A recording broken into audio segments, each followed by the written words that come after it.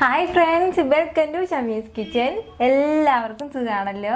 ഇന്ന് നമ്മൾ തയ്യാറാക്കുന്നത് ഈ ചൂട് കാലത്ത് എപ്പോഴും നമ്മൾ ധാരാളം വെള്ളം കുടിക്കേണ്ടതാണ്. അപ്പോൾ നല്ലൊരു റീഫ്രഷ്മെൻ്റ് ആയിട്ടുള്ള മിൻറ്റ് കൂളറാണ് നമ്മളിന്ന് തയ്യാറാക്കുന്നത്. എന്നാൽ ശരി, ഇതെങ്ങനെയാണ് ഉണ്ടാക്കുന്നത് നോക്കാം.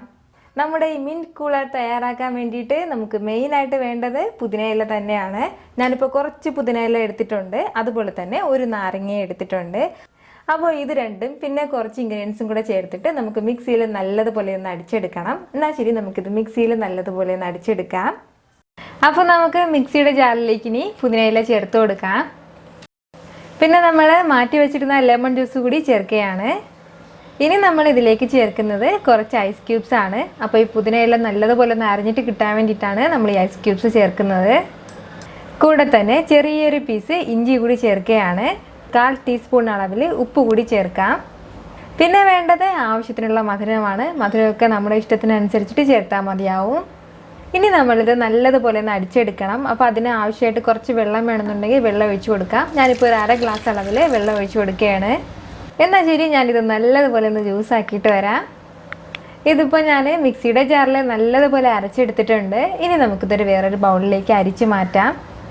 നമ്മുടെ ജ്യൂസ് ഇപ്പോൾ നല്ല പച്ച കളറിൽ റെഡി ആയിട്ട് വന്നിട്ടുണ്ട്. ഇനി നമുക്കിത് സെർവ് ചെയ്യുന്ന ടൈമാണ്. എന്നാൽ ശരി, ഇത് സെർവ് ചെയ്യാം. നമ്മളിപ്പോൾ ഏത് ഗ്ലാസ്സിലേക്കാണോ സെർവ് ചെയ്യണത്, അപ്പോൾ അതിന് മുമ്പായിട്ട് ഒരു നാരങ്ങ വെച്ചിട്ട് ആ കോർണറിൽ ഫുള്ള് ഒന്ന് റൗണ്ട് ചെയ്ത ശേഷം പഞ്ചസാരയിൽ ഡിപ്പ് ചെയ്ത് എടുക്കുമ്പോഴത്തേക്കും ഒരു ചെറിയൊരു ഡിസൈൻ നമുക്ക് കിട്ടും.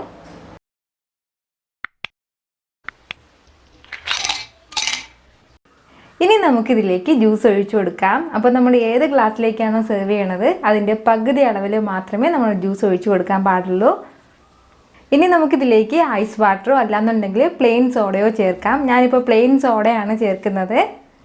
ഇത്രയേ ഉള്ളൂ, നമ്മുടെ ചില്ലെന്നുള്ള റിഫ്രഷ്മെൻ്റ് ആയിട്ടുള്ള മിൻറ്റ് ജ്യൂസ് റെഡി ആയിട്ടുണ്ട്. അപ്പോൾ ഉറപ്പായിട്ട് നിങ്ങളിത് തയ്യാറാക്കി നോക്കണം. നിങ്ങൾക്ക് നന്നായിട്ട് ഇഷ്ടമാവും. ഈ വീഡിയോ നിങ്ങൾക്ക് ഇഷ്ടമായാൽ ലൈക്ക് ചെയ്യാനും ഇത് മറ്റുള്ളവർ കാണണമെന്ന് ആഗ്രഹിക്കുന്നുണ്ടെങ്കിൽ ഷെയർ ചെയ്യാനും സബ്സ്ക്രൈബ് ചെയ്യാനും മറക്കരുത്.